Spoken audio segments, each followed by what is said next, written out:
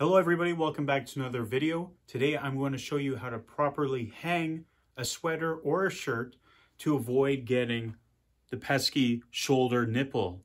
Let's get right into it. First of all, a lot of people who watch my videos are not subscribed yet. So if you learn anything today, why don't you hit that subscribe button? It's free and it helps me out. Sweater nipples are actually hanger marks that you can get by incorrectly hanging a piece of clothing on a hanger. When you hang a piece of clothing on the hanger, the points at the end of the hanger actually stretch out this fabric, causing the points on your shoulders.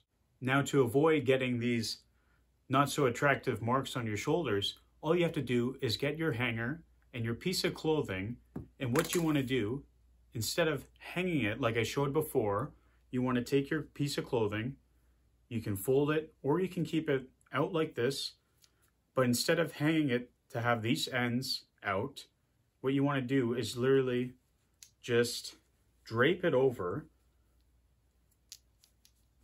the hanger like that. You hang that in your closet and those marks are not going to show up, obviously, and you won't get a mark from this end bar, this bar that goes across. And of course, if you don't have any hangers, you can simply just fold this piece of clothing, put it away, and hey, you're not going to get these embarrassing marks from your hanger.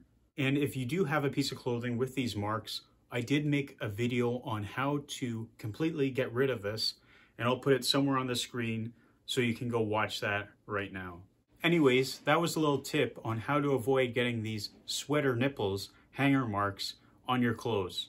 If you did learn something and enjoyed the video, I would appreciate a subscribe and also a like. Anyways, thanks for watching. We'll see you next time.